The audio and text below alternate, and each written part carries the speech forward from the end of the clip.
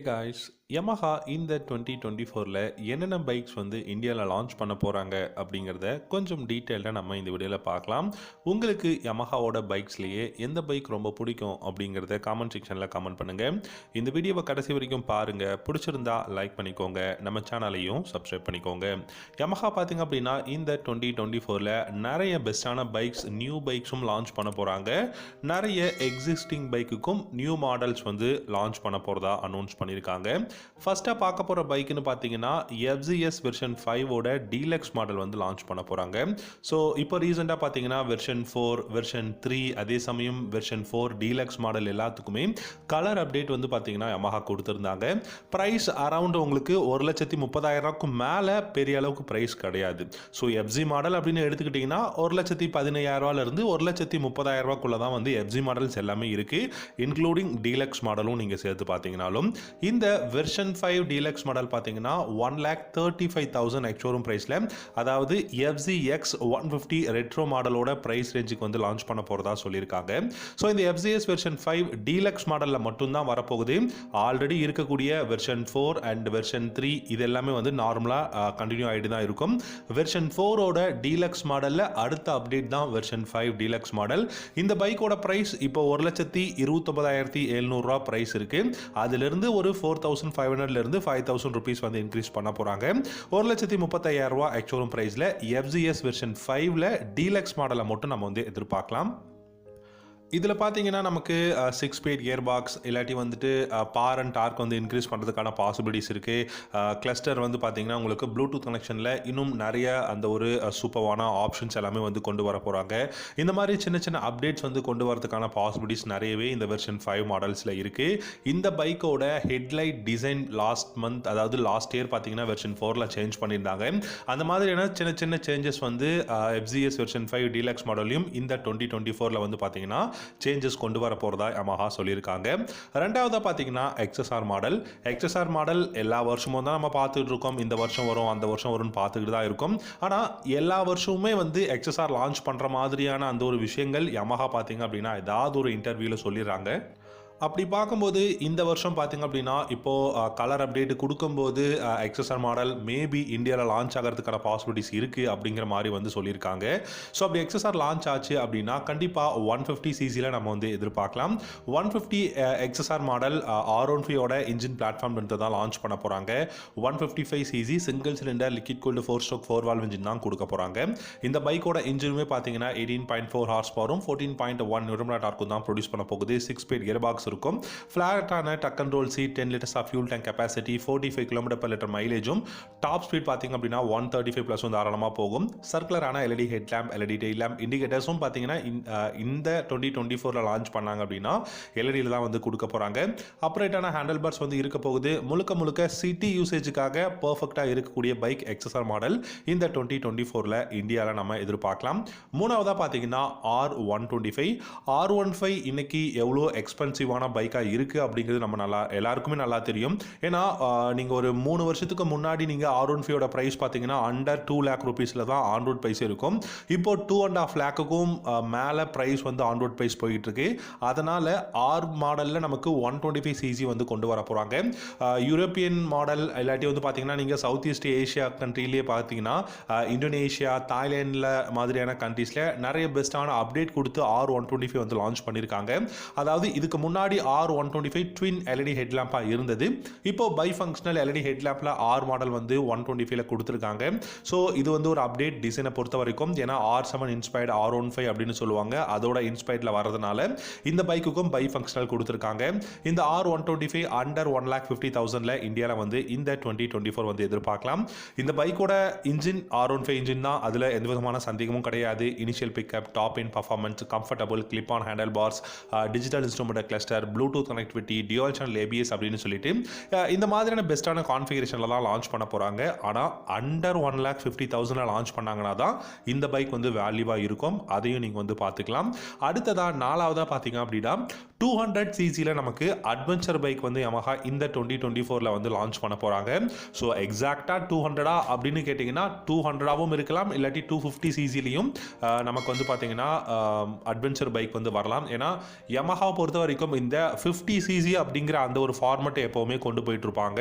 அதனால 150 250 அப்படிங்கும்போது நமக்கு 200 இல்லாட்டி 250ல வந்து அட்வென்ச்சர் பைக் வந்து வரதுக்கு பாசிபிலிட்டிஸ் இருக்கு.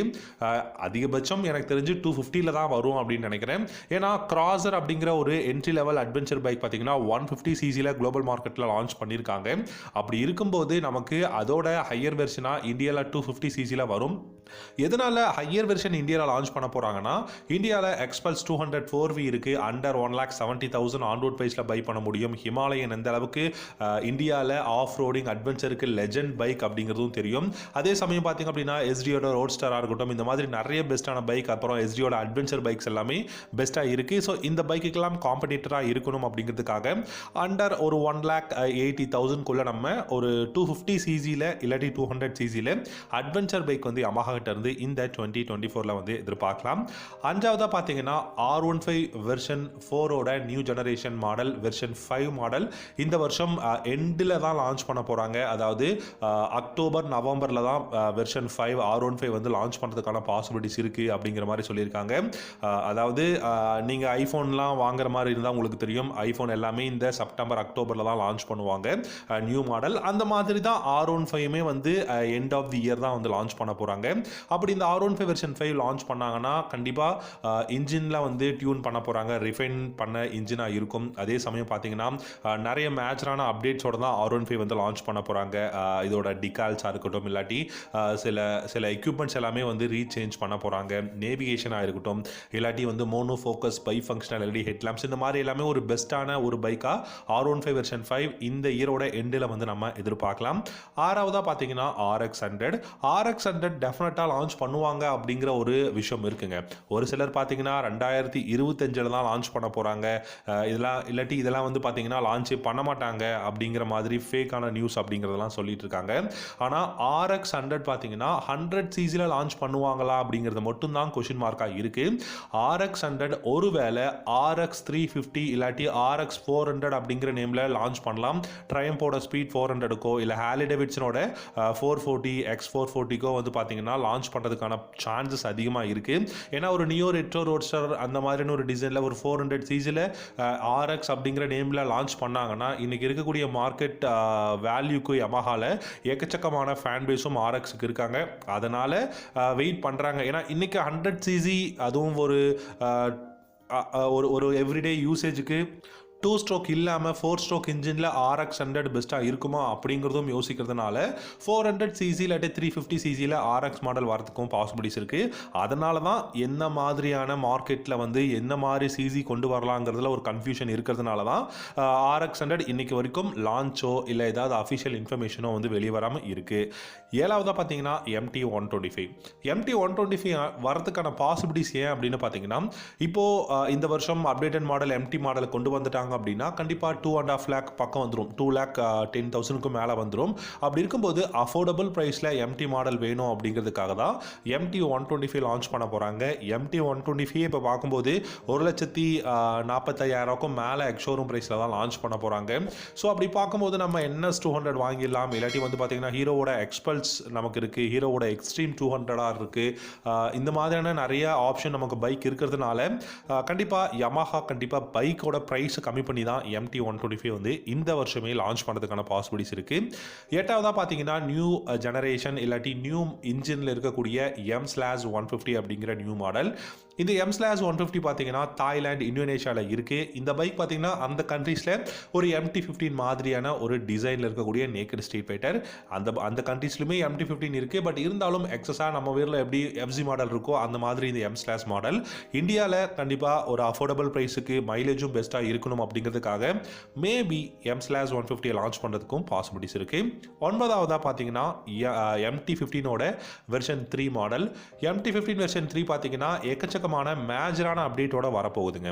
நீங்கள் இப்போ பார்த்தீங்கனாலே தெரியும், இப்போ கலர் அப்டேட் R15க்கு கொடுத்தாங்க, FZ மாடலுக்கு கொடுத்தாங்க, FZX கொடுத்தாங்க, ஆனால் MT மாடலுக்கு கொடுக்க கிடையாது. ஸோ எப்படி R15 version 5 end of the year launch பண்ண போகிறாங்களோ MT மாடலுக்கு இன்னும் 1 or 2 monthsல நியூ ஜெனரேஷன் மாடல் வந்து லான்ச் பண்ண போகிறாங்க.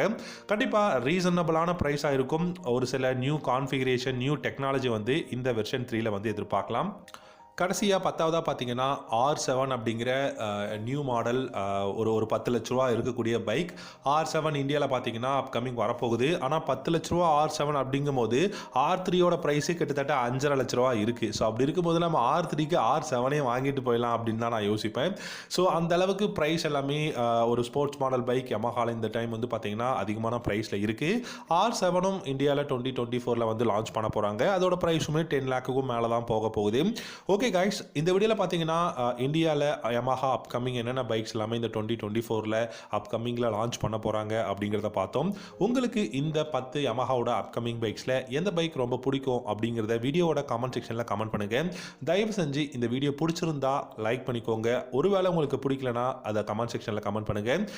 தேங்க்யூ ஸோ மச் ஃபார் வாட்சிங். அடுத்த வீடியோவில் பார்க்கலாம். Have a good day.